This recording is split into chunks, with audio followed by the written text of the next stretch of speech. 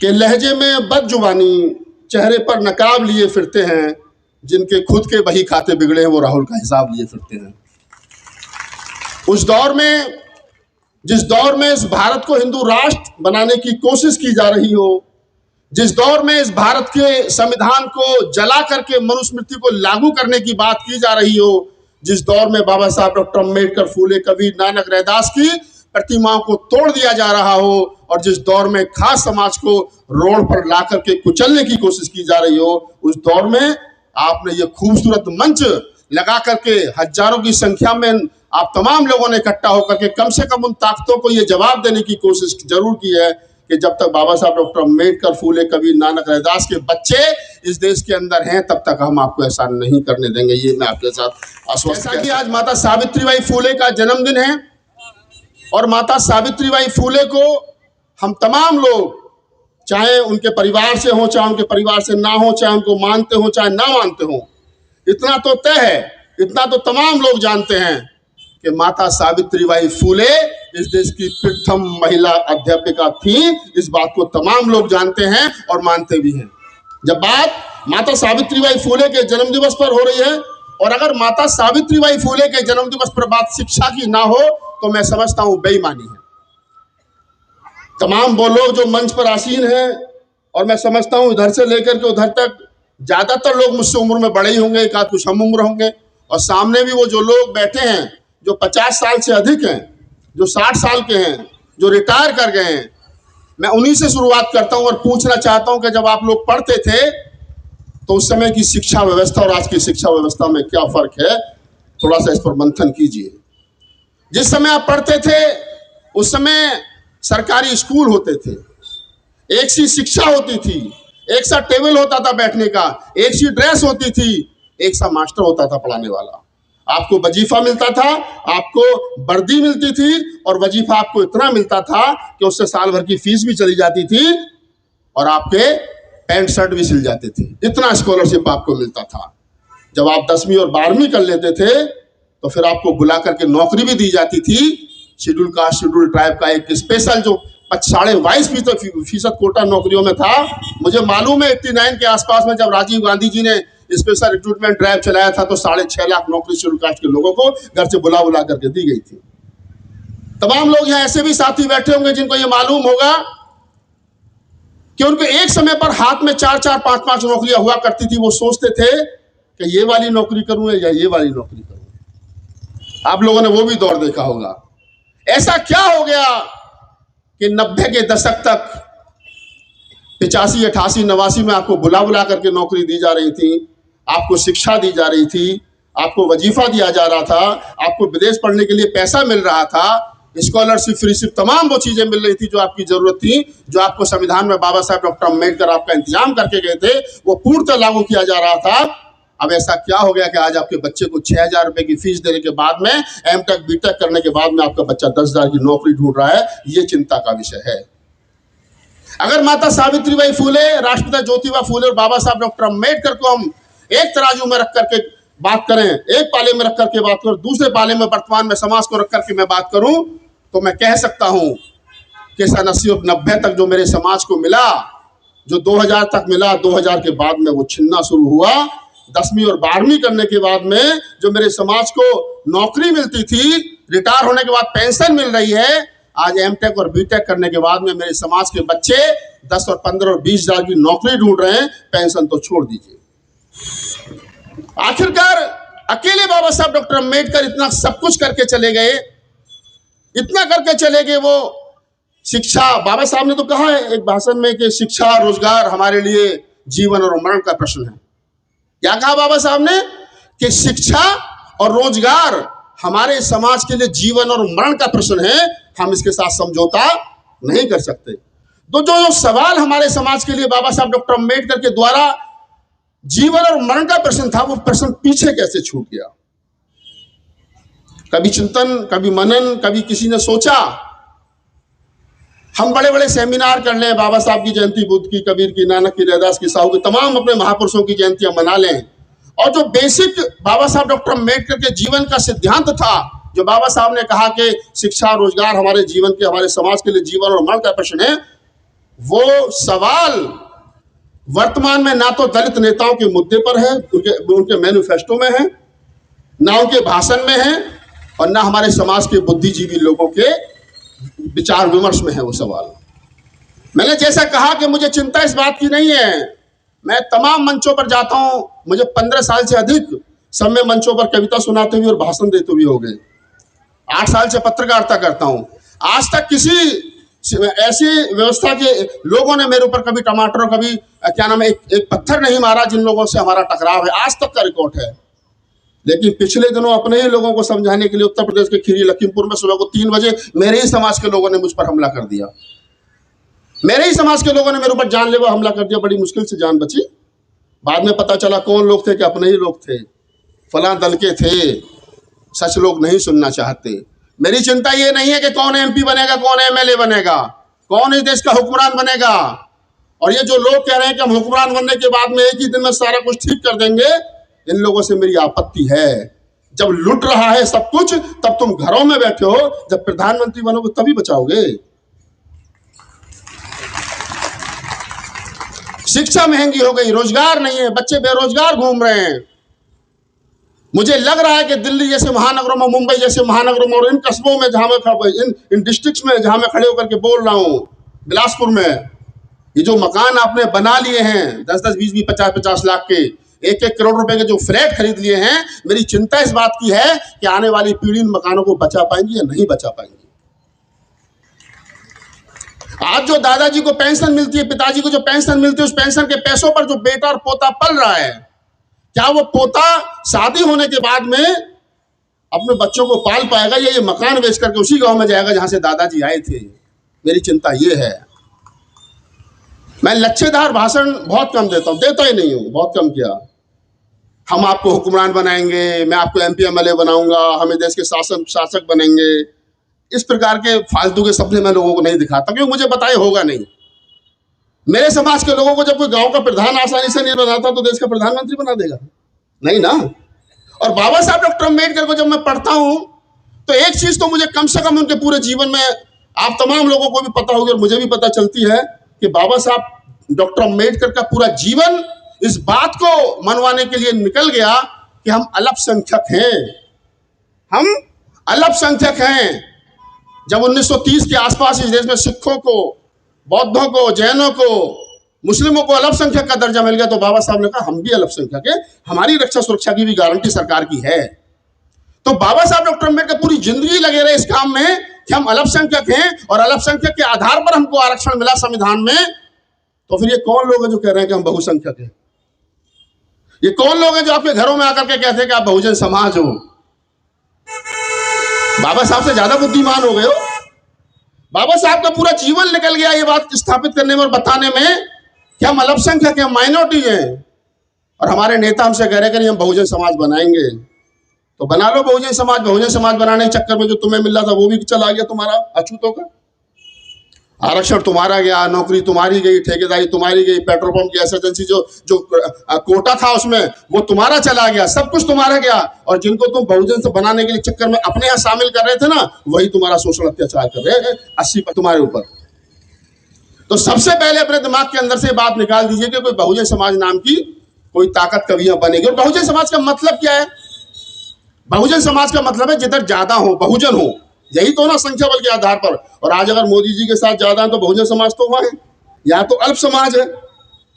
तो जातियों का आंकड़ा मत गिनिए। मैं तो देख रहा हूं आजकल कि जो जातियां कभी अम्बेडकरवादी होने का बड़ा दम्भ भरती थी, आजकल आरएसएस की शाखाओं में सबसे ज्यादा वही कच्छा पहन करके जा रही हैं, वही जा रही हैं। मैं उत्तर प्रदेश से आता हूं, 25 साल से दिल्ली में रह रहा हूं। कभी मैंने जाटव, चमार, महार, दुसाध, पासी को आरएसएस की शाखाओं में नहीं देखा था 10 साल पहले। लेकिन मैं देख रहा हूं कि जाटव, चमार, महार, दुसाध, पासी, ये वो जातियां जो अपने आप को बाबा साहब का पोता और नाती बताने का दम्भ भरती थी, इनके बच्चे बजरंग दल और आरएसएस की शाखाओं में जाकर के दड़ी बिछा रहे हैं। तो हम कहां से चले थे, कहां आ गए? हम बहुजन के चक्कर में अपना घर नहीं बचा पाए। बाबा साहब डॉक्टर अम्बेडकर ने एक बात लखनऊ के भाषण में कही थी। बाबा साहब ने कहा था कि पहनूंगी तो जरी वाली साड़ी या नंगे बदन रहूंगी। ये कहावत ठीक नहीं है। हमने 3 चीजें मांगी थी, दो हमको मिली है। हमने नौकरियों में आरक्षण, राजनीति में आरक्षण और पृथक निर्वाचक मांगा था। पृथक निर्वाचक नहीं मिला, नौकरी में और राजनीति में हमको आरक्षण मिले हैं। अगर हमको पृथक निर्वाचक नहीं मिला है तो इसका मतलब यह नहीं है कि हमारा भाग्योदय नहीं होगा। जो मिल गया उसको संभाल के रखना, जो नहीं मिला उसकी डिमांड करनी है। ये कहा था बाबा साहब ने। हमने क्या कहा कि जो मिल गया उसे जाने दो, और कि बाकी के जब प्रधानमंत्री बनेंगे, देश के हुक्मरान बनेंगे, तब अपने आप ले लेंगे। तो ऐसे तो नहीं चलेगा भैया। मैं यहाँ आया हूँ, आपने मेरे आने जाने की हवाई जहाज की टिकट दी है, गेस्ट हाउस बुक किया है, ये खूबसूरत मंच लगाया है। मैं जाऊंगा तो मुझे टैक्सी का भी पैसा दोगे। तो क्यों भाई, मैं क्यों कहूं आपसे कि आप हुक्मरान बनो? अच्छा, मुझसे तो लोग नाराज हो जाते हैं। मैं तो पूछ रहे एक आदमी से, राजस्थान में प्रोग्राम था, बड़े लंबे लंबे भाषण दिए। मैंने कहा भाई साहब, बाबा साहब ने बात कहाँ कही थी कि जाओ अपने घरों की दीवारों पर लिख दो मेरे देश का हुक्मरान बनना है? कहाँ कही थी? कौन से भाषण में कही है? कौन सी किताब में है? कौन सी तारीख, कौन सा दिन, कौन से महीने में ये बात कही है बाबा साहब डॉक्टर अम्बेडकर ने? किसी के पास कोई डेटा नहीं है। बस किसी ने कह दिया और दुनिया ने कहना शुरू कर दिया कि जाओ अपने घरों की दीवारों पर लिख दो मेरे देश का हुक्मरान बनना है। किसी को कोई अता पता नहीं है। लोग अक्सर भाषणों में प्रयोग करते हैं कि बाबा साहब ने कहा था कि कांग्रेस के कभी चवन्नी के भी हिस्सेदार मत बनना। मैं कब कही थी ये बात? कहाँ कही थी? कौन से भाषण में कही थी? तेरे कान में कही थी? घर आकर कही थी तेरे? किसी को कोई अता पता नहीं है। कुछ संगठनों ने ऐसा दिमाग खराब किया है समाज का, जो दे रहे थे उनसे तो दुश्मनी कर ली, उनको तो गालियां देना शुरू कर दिया। जगजीवन राम चमचा, गद्दार, राजीव गांधी ने 6.5 लाख नौकरी दी बुला बुला करके, वो भी मनुवादी। सारी पार्टियां मनुवादी हो गई कि हम परिवारवादी हैं। ये सोचने का विषय है। मैंने पढ़ा कि बाबा साहब एक भाषण में मद्रास में बोल रहे हैं और बड़े भावुक हुए हैं बाबा साहब उस भाषण में। बाबा साहब ने कहा है कि मैं पूरी जिंदगी समाज को बेहतर देने के लिए लगा रहा, इस चक्कर में मेरे 4 बच्चे चले गए। मैं चाहता तो बेहतर जीवन जी सकता था, लेकिन मैं नहीं जिया। मैंने पूरी जिंदगी की तपस्या के बाद में जो आपको दिया इसको संभाल के रखना। हमने बहुत कुछ पाया है और मैं अपने समाज में एक मध्यम वर्ग बनता हुआ देख रहा हूं। मेरे समाज के 4 लोग जब नौकरी लगते हैं तो मैं सेलिब्रेट करता हूं। बाबा साहब कह रहे हैं इस बात को कि 4 बच्चे की नौकरी लगती है तो मैं सेलिब्रेट करता हूं। और अब मेरा क्या मानना यह है कि अब मुझे अपने समाज को हुक्मरान जमात बनाना है। क्या बनाना है? हुक्मरान जमात बनाना है। और बाबा साहब स्पष्ट कह रहे हैं कि हुक्मरान जमात बनाने का मतलब MP MLA प्रधानमंत्री बनना नहीं है। हुक्मरान जमात बनाने का मतलब director, professor, engineer, doctor, scientist, CA, hero, heroine, तमाम वो सिस्टम आपके हाथ में होना चाहिए। प्रधानमंत्री कोई भी वो सिस्टम आप चलाओ, इसको कहते हैं हुक्मरान जमात बनाना। आधी अधूरी बात पढ़ ली, कहना शुरू कर दिया, लोगों के दिमाग खराब कर दिए। बाबा साहब ने कहा था कांग्रेस के चवन्नी के हिस्सेदार मत बनना। कब कही थी ये बात?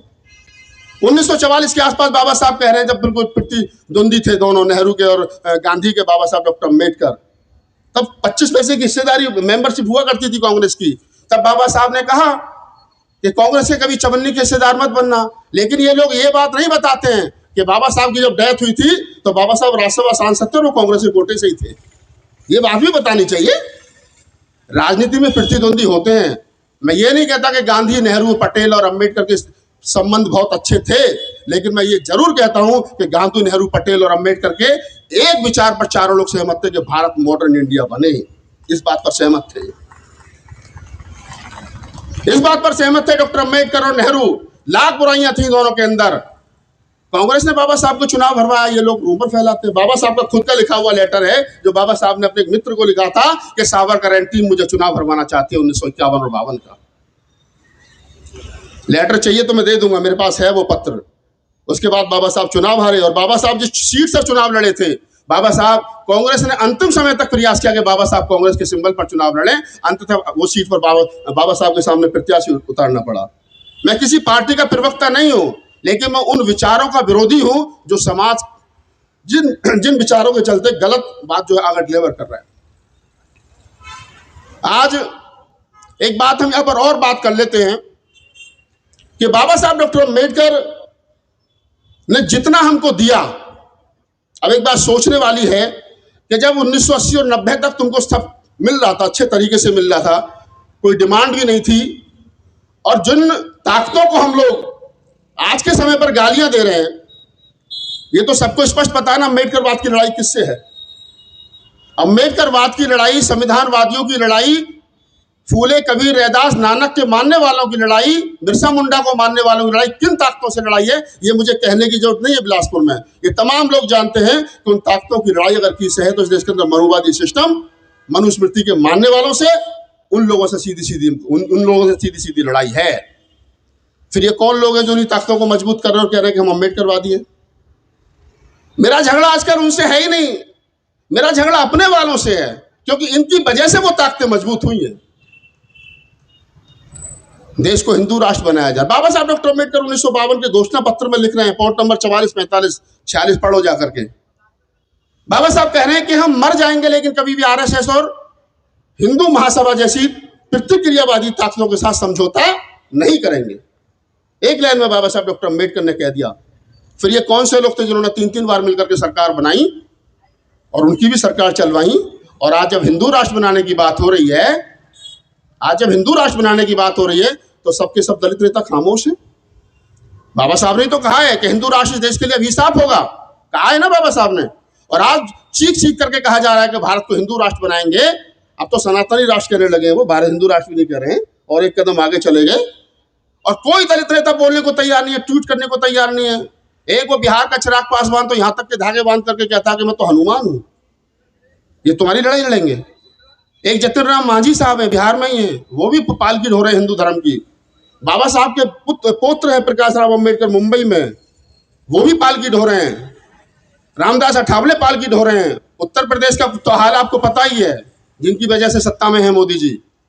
तो कुछ तो खुलकर के हिंदू राष्ट्र के समर्थन में है और कुछ लोग बुर्का पहन करके समर्थन में है। कुछ लोग बुर्का पहन करके मोदी जी के साथ है। दलित नेता तू चल में आई, ये चल रहा है ड्रामा। तो समझिए इस बात को, अपने बच्चों के भविष्य का ख्याल रखिए। मेरा पूरे जीवन का अब तक का इस उम्र तक का जो अनुभव है वो ये है कि बाबा साहब डॉक्टर अम्बेडकर, बुद्ध, कबीर, नानक, रैदास, फूले, साहू, तमाम वो महापुरुष जिन्होंने हमको बहुत कुछ दिया, वैचार की, नौकरियां, पैसा, सब कुछ उनके प्रयासों की वजह से आया हमारे घरों में। आज वो सब कुछ छिन रहा है। मेरी चिंता ये है कि उसको बचाया कैसे जाए। और मैं जैसा बता चुका हूं कि दलित नेताओं के बस की ये बात नहीं है।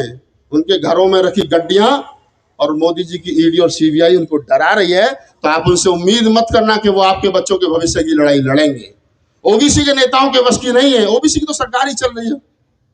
Modi ji OBC 27 minister, OBC, आदिवासी क्या नाम है राष्ट्रपति हैं हमारी, और उसके बाद भी छत्तीसगढ़ में आदिवासियों की जमीन छीनी जा रही है। आदिवासी राष्ट्रपति होने के बाद में छीनी जा रही है। तो ये कहना कि हमारी जाति का नेता होगा तो कुछ बहुत कुछ भला होगा, ये भी संभव नहीं है।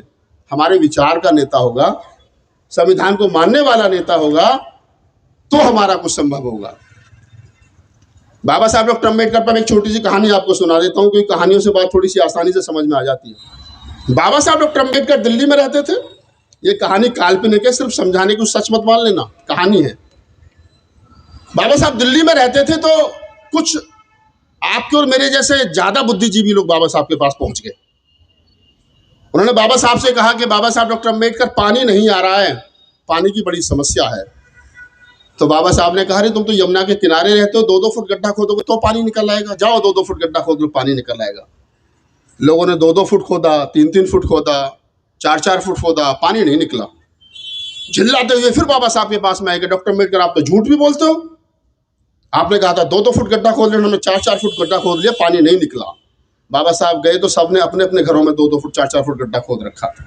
बाबा साहब ने कहा, मैंने मूर्ख को ये कहा था कि एक ही जगह 2-2 फुट खोदोगे तो 10 फुट खुद जाएगा, पानी निकल जाएगा।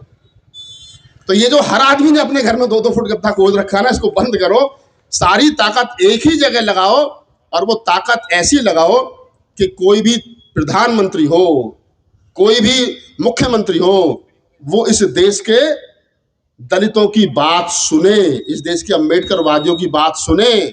आज तो मैं देखता हूं कि ना तो दलितों की वोट की कीमत बची है और ना उनको कोई टिकट देता तो उसको देता है जो दलित 6 साल पहले आरएसएस में ट्रेनिंग लेकर के आया, जो उन्हीं की कहेगा, तुम्हारी कहेगा ही नहीं। तो अम्बेडकरवादी लोग राजनीति में कैसे स्थापित हों, हमारे बच्चों का भविष्य कैसे सुनिश्चित हो, हमारे जो हमारे हाथ से चीज़ें छिनती जा रही। मैं तो अभी हरियाणा गया, चंडीगढ़ जा रहा था रास्ते में बाई रोड, तो मैंने हरियाणा में देखा, हरियाणा से होता हुआ जब मैं चंडीगढ़ गया तो मैंने देखा वहाँ लिखा हुआ है, पहले हम देखते थे इंडियन ऑयल, देखते ना इंडियन ऑयल के बड़े बड़े पेट्रोल पंप हैं, सब कुछ है, हिंदुस्तान पेट्रोलियम, उस पर लिखा होता इंडियन ऑयल अडानी। क्या लिखा था? Indian oil Adani. जब इंडियन ऑयल ही अडानी को बेच दिया गया तो तुम्हारे बच्चों की नौकरियां बचेंगी कहाँ? जो इंडियन ऑयल में तुम्हारा आरक्षण था 22.5%, वो अपने आप खत्म हो गया। और मैं कह रहा हूं आपको, हिंदू राष्ट्र कोई घोषणा करके नहीं आएगा, ये हिंदू राष्ट्र ही चल रहा है, ये मान के चलिए आप, ये अघोषित हिंदू राष्ट्र है, यही हिंदू राष्ट्र है। आपने देखे होंगे जितने लोग बैठे हैं, बहुत सारे आपके रिश्तेदार ऐसे होंगे कि साहब पेट्रोल पंप निकला है, गैस एजेंसी मिली है, मिलती थी ना पेट्रोल पंप गैस एजेंसी, कहाँ गए तुम्हारे पेट्रोल पंप और गैस एजेंसी? कहाँ गया तुम्हारा डीडी और एलडीए में मिलने वाला आरक्षण? पहले तो अगर सरकारी बिल्डिंग बनती थी किसी भी डेवलपमेंट अथॉरिटी की, तो उसमें 22.5% तुम्हारे लिए फ्लैट होते थे ना, फीस भी कम जाती थी। आज कहाँ गया वो? सब कुछ बर्बाद हो गया, सब लुट गया, आरक्षण खत्म, नौकरी खत्म, पेंशन खत्म, फेलोशिप खत्म, स्कॉलरशिप खत्म, कुछ नहीं है। और हम लोग नशे में चूर हैं कि साहब जब देश के हुक्मरान बनेंगे तो सब ठीक कर लेंगे। ना तुम बचोगे ना सिस्टम बचेगा। ये आरएसएस बीजेपी ने सिस्टम इसके अंदर कैप्चर कर लिया है कि ये बोलने भी नहीं दे रहे हैं और आपको कुछ करने भी नहीं दे रहे हैं। तो मैं आपसे गुजारिश कर रहा हूँ आज माता सावित्रीबाई फुले की जयंती के इस उपलक्ष्य में कि समाज को बचाने का दौर है, समाज को बचाइए और समाज के जो बेसिक हमारे राइट्स हैं उनको बचाने की ज़रूरत है। अब आप ये कहेंगे कि कैसे बचाया जाए, ये तो समस्या हो गई जो मैंने बताई आपको, कैसे मिला और कैसे लुटा। मैं कहानी बताता हूँ लोगों को। मैं देखता हूँ कि एक समय पर एक बधुआ मजदूर, दलित समाज का आदमी जो बाबू साहब के यहाँ बधुआ मजदूरी करता था, बाबू साहब के बेटे को जब पढ़ते हुए देखता था तो कहता था कि मेरा भी बेटा पढ़ेगा। उसका बेटा पढ़ा, चपरासी लगा, चपरासी का बेटा पढ़ा तो कोई आईएएस बना, कोई डॉक्टर बना, दूसरी पीढ़ी में आकर के कोई इंजीनियर बना। आज वो डॉक्टर, इंजीनियर, प्रोफेसर, आईएएस का बेटा नौकरी ढूंढ रहा है और पोते को तो मिली ही नहीं, तीसरी पीढ़ी में जाकर के तो खत्म हो गई। बधुआ मजदूर का पोता आईएएस बना और आईएएस का पोता नौकरी ढूंढ रहा है। हम ऐसे गए और ऐसे खत्म हो गए। धंधा हमसे आता नहीं है, बिजनेस हम लोग करते नहीं, बिजनेस तो हमारे डीएनए में ही नहीं है। बिजनेस कैसे कर लेंगे? मैं किसी से कहूँ कि थोड़ा सा 10-20-50 हज़ार रुपये लेकर के बिजनेस करिए अपना। मैं चाहता हूँ, अच्छा एक बात बताइए मुझे कि अडानी और अंबानी चाहें तो नरेंद्र मोदी सुबह तक प्रधानमंत्री रह सकते हैं? नहीं ना। अडानी और अंबानी जिसको चाहेंगे देश का प्रधानमंत्री सुबह तक वो बन जाएगा। तो क्या इस देश के 25% आबादी जिसको दलित कहा जाता है और जिसको 85 शोर मचा रहे हैं, उनमें से 2 आदमी भी ऐसे हैं जो कह दें कि हमारी पसंद का प्रधानमंत्री बनेगा? मैं चाहता हूं कि इस देश के दलित 1000 करोड़ का व्यापारी हो। मैं चाहता हूं इस देश के दलित 100, 50, 200 करोड़ के उद्योगपति हों। तो आपकी बाबा साहब ने कहा है कि मैंने आरक्षण के बल पर आपको नौकरियों में तो क्या नाम है आपकी उपस्थिति दर्ज करा दी है, लेकिन जब तक आप बिजनेस में अपनी प्राथमिकता दर्ज नहीं कराओगे तब तक पूर्ण आज़ादी आपको नहीं मिलेगी। तो जिन लोगों के पास पैसा है उनसे मेरी अपील भी है कि अपने बच्चों को बिजनेस की तरफ लेकर के जाएं। नौकरियां संभव नहीं है और जो था वो चला गया। मैं बार बार कह रहा हूँ, बचाने के लिए बिजनेस की तरफ जाइए, बच्चों को विदेश पढ़ने के लिए भेजिए। और बाबा साहब डॉक्टर अम्बेडकर 1920 के आसपास बाबा साहब ने एक बात कही थी। बाबा साहब से जब पत्रकारों ने पूछा कि डॉक्टर अम्बेडकर इस देश के अछूतों का उद्धार कैसे होगा, तो बाबा साहब ने एक लाइन में एक बात कही थी, पहला नामांतरण, दूसरा धर्मांतरण और तीसरा देशांतरण। जो हमारे लोग नाम ऐसे रख लेते हैं, नाम से पता चल जाता है कि अच्छा दलित होगा, छिद्दा, भुल्ला, ऐसे ऐसे नाम से पता चल जाता है, मरासा, गरीब सा। बाबा साहब ने कहा कि नाम अच्छे रखिए, तो नाम रखिए तो नाम रखेंगे। बाद में जब नाम अच्छा होगा तो सामने वाला सोचेगा फिर पहनिए अच्छा। नामांतरण, नाम बदलिए।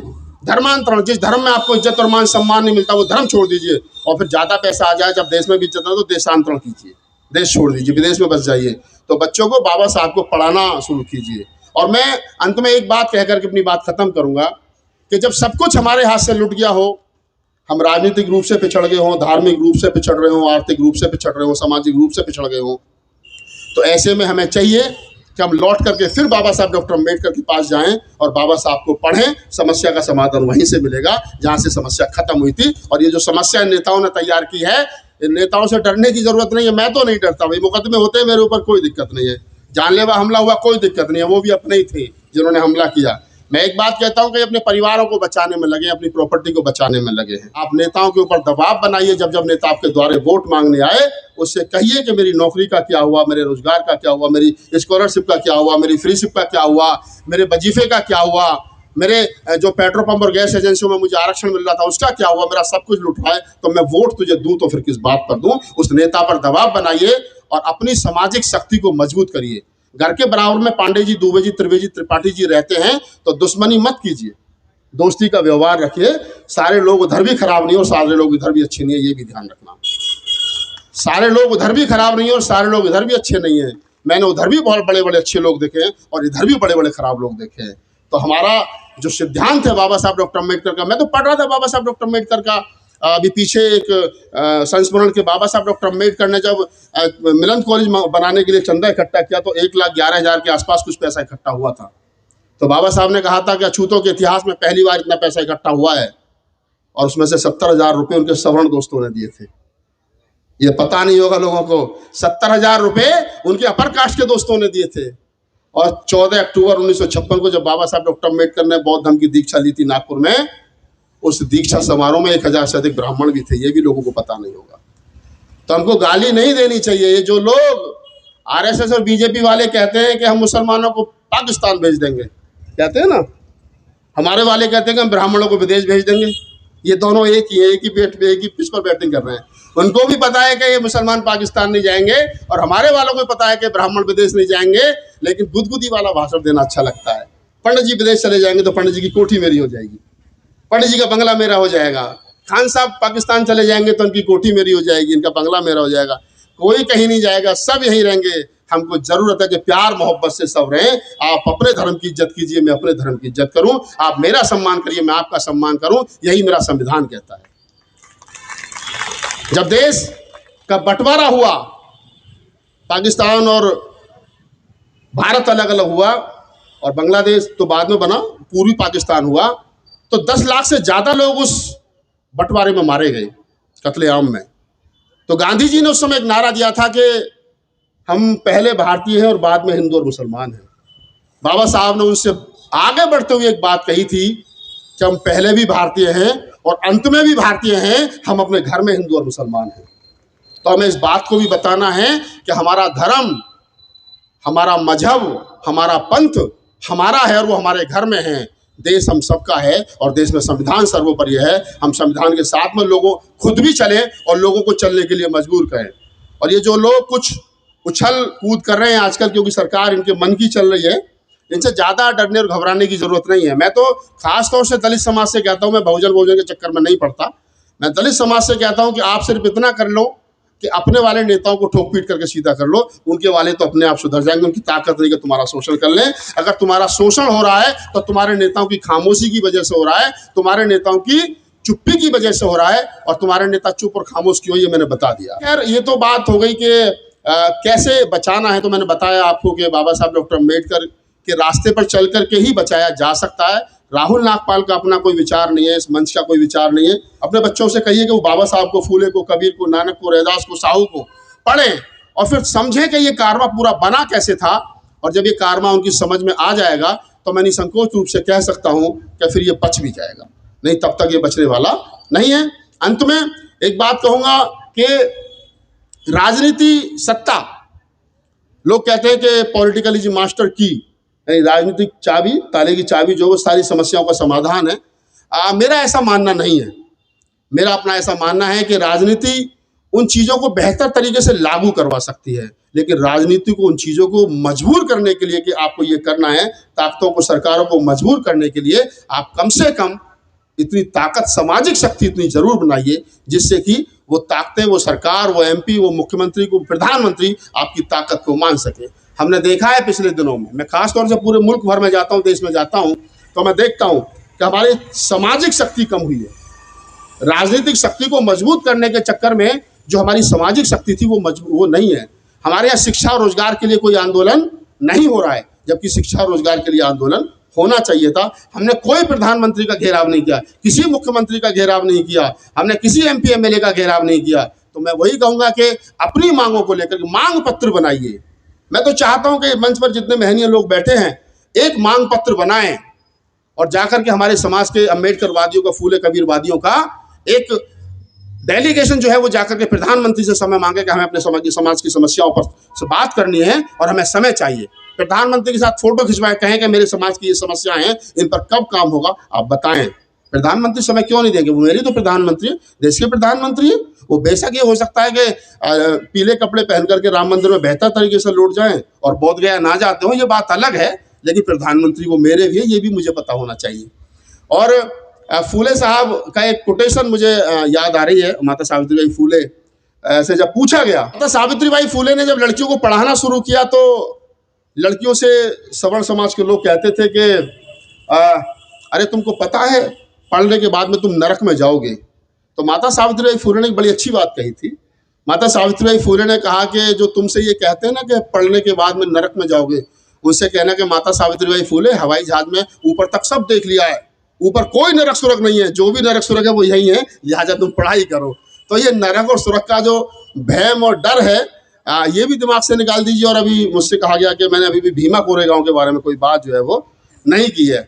तो भीमा कोरेगांव के बारे में हम जितना मैं समझता हूँ कि उत्तर भारत में खासतौर से, आप तो महाराष्ट्र के टच में हैं, मैं तो 1200 किलोमीटर से आया हूँ, खासतौर से हमारे उत्तर भारत में कभी ज़्यादा चर्चा नहीं होती थी। हाँ, अभी 2-3 साल से जब 200वां शौर्य दिवस मना 2011 में, तब से चर्चा जो है वो होने लगी है। और जब मैंने उसके बारे में पढ़ा तो मुझे पता चला कि बाबा साहब डॉक्टर अम्बेडकर हर साल 1 जनवरी को स्तंभ को नमन करने के लिए, सलूट करने के लिए जाते थे। उत्तर भारत में तेजी से बात बनी, बात फैली, तो फिर शौर्य दिवस जो है वो 1 जनवरी को मनाया जाने लगा। हम लोगों अपने बाबा साहब डॉक्टर अम्बेडकर ने कहा है कि लोग कहते हैं कि आदमी मर जाता है, बात नहीं मरती। बाबा साहब कहते हैं कि बात भी मर जाती है अगर बात को रिपीट करने वाले लोग ना हो। अगर आप लोग अपने त्योहारों को, अपने उत्सवों को, अपने महापुरुषों की जयंती को, उनके विचारों को बार बार नहीं दोहराओगे तो मैं समझता हूं कि वो विचार खत्म हो जाएगा धीरे धीरे। तो भीमा कोरेगांव शौर्य दिवस जो हम मना रहे हैं आज, उस शौर्य दिवस के लिए मैं यही कहूंगा कि वो हमारे उन 500 पुरखों की एक वो अचीवमेंट थी जो उन्होंने उस समय हासिल की, और उसको बच्चों को पढ़ाना चाहिए। और बच्चों को इसलिए भी पढ़ाना चाहिए कि बच्चों में ये रहे कि ये तो हमने बहुत पढ़ लिया। मैं कभी अपने भाषण में इस प्रकार का कोई शब्द इस्तेमाल नहीं करता हूं कि हमारे गले में हांडी थी, पीछे झाड़ू था, मैं कर नहीं, ये सब बेकार की बातें।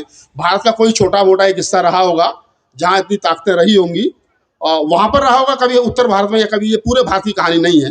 तो ये कहानी हमें नहीं सुनानी चाहिए बच्चों में। थोड़ा सा अंदर से लगता है तो मरे थे, कटे थे, पिटे थे, पता नहीं क्या थे। बच्चों को बताओ कि हम भीमा कोरेगांव शौर्य दिवस के उन 500 पुरखों के बच्चे हैं, उनकी संतानें हैं जिन्होंने 28,000 पेशवाओं को हरा दिया था। ये कहानी सुनाओ बच्चों को, बच्चों का मनोबल बढ़ेगा। और अभी हम बैठे थे साहब के दोपहर जब हमने लंच किया था, वो हमारे बिजनेसमैन, मुझे बड़ी अच्छी खुशी हुई कि मेरे कोई बिजनेसमैन साथी मेरे समाज में ऐसे भी हैं कि जो इतने बढ़िया मकान में रहते हैं, नहीं तो नौकरी वाले रहते थे पहले, तो बिजनेसमैन भी रहने लगे, तो मुझे खुशी हुई अंदर से।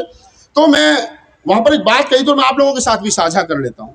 बहुत सारे लोग आपने ये कहते हुए सुने होंगे कि दलित शब्द मत बोला करो, ये दलित शब्द दले हुए, कुचले हुए, मरे कटे, बड़ा ऐसा शब्द है। तो मैंने कहा भी थोड़ा पढ़ लिख भी लिया करो, थोड़ा पढ़ लिख भी लिया करो, ताकि दलित शब्द का पता चल जाए कि दलित शब्द की उत्पत्ति कहाँ से और कैसे हुई। जब मैं समझता हूँ कि आप लोग दलित शब्द की उत्पत्ति को समझोगे तो फिर आप अपने आप को गर्व से कहोगे कि हम दलित हैं। जब 1850 के आसपास महाराष्ट्र में फूले साहब का आंदोलन तेज हुआ, और वो आंदोलन बड़ा माता सावित्रीबाई फूले और राष्ट्रपिता ज्योतिबा फूले के नेतृत्व में, तो अंग्रेजों ने ये कहा कि अब तक तो ये भारत के लोग, हिंदुस्तान के लोग, इंडियन लोग हमसे लड़ रहे थे, अब ये कौन सी ताकतें जो आपस में ही लड़ रही हैं दोनों, ये दूसरा कौन सा ग्रुप है जिनका हमसे कोई टकराव नहीं है। तो जे मोसले अफसर हुआ करते थे अंग्रेज, उनकी ड्यूटी लगाई गई कि इन लोगों को चिन्हित करिए कि ये कौन लोग हैं जो आंदोलन कर रहे हैं। तो जे मोसले ने लिखा अपनी रिसर्च में, वाइसराय को कहा कि ये इस समाज, इस भारत के वो लोग हैं जो हजारों साल से शिक्षा से वंचित हैं, पानी से वंचित हैं, रोड पर नहीं चल सकते।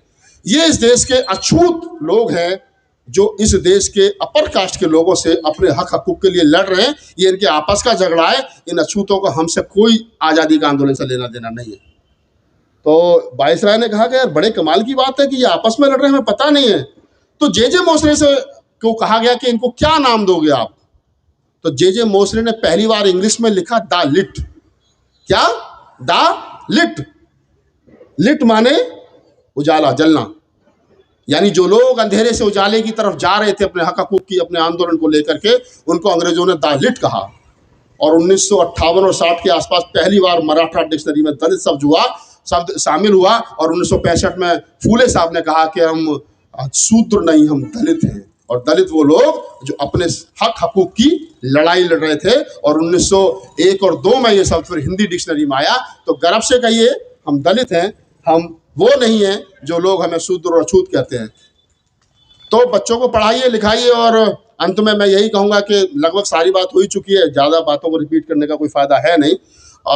थोड़ी बात कही जाए लेकिन पूर्णतः ऐसी कही जाए कि जो आप कल को ये भी कहें कि ये बात हमको अब यहाँ काम करना है। मेरा आना सार्थक होगा बिलासपुर के आप तमाम लोग जो रात के अंधेरे में 10 बजे यहाँ बैठे हो, 11 बजे बैठे हो, वो लोग इस पर काम करेंगे, अपने सामाजिक आंदोलनों को मजबूत करेंगे। गरीब बच्चे जो अच्छे पढ़ने वाले हैं, माता सावित्रीबाई फूले के जन्मदिवस पर ये संकल्प लेकर के हम यहाँ से उठें कि जो बच्चे हमारे गरीब समाज के हैं, जो अच्छे होनहार पढ़ने वाले हैं, उनको हम एक एक संगठन एक एक बच्चे को गोद ले और उनको पढ़ाने का काम करें। अगर हमने ऐसे, मैं तो कहता हूँ ये लोग नाराज हो जाते हैं। अभी हमारा एक संगठन है वामसेफ, और अपना मेसराम साहब बड़े नाराज हो गए मुझसे कहा राहुल नागपाल आपने ऐसे बोला।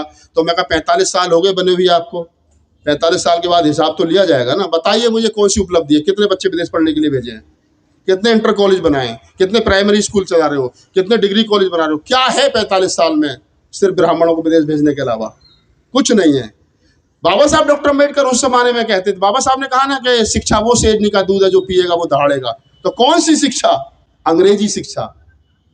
अंग्रेजी शिक्षा को बाबा साहब ने कहा है कि शिक्षा वो शेरनी का दूध है जिसे जो पिएगा वो दहाड़ेगा। तो बच्चों को इंग्लिश मीडियम पढ़ाइए, इंग्लिश मीडियम में पढ़ाइए, सीबीएसई बोर्ड से पढ़ाइए। और जैसा मैंने कहा कि आज माता सावित्रीबाई फूले के जन्म दिवस पर हम एक संकल्प लेकर के उठे यहाँ से कि हम अपने आसपास जो भी जरूरतमंद गरीब बच्चे हैं और जो अच्छे पढ़ने में होशियार हैं, उनकी शिक्षा का खर्च हम लोग उठाएं। चाहे एक बार को अम्बेडकर जयंती मनाएं या ना मनाएं, लेकिन कम से कम बच्चों को जरूर पढ़ाएं।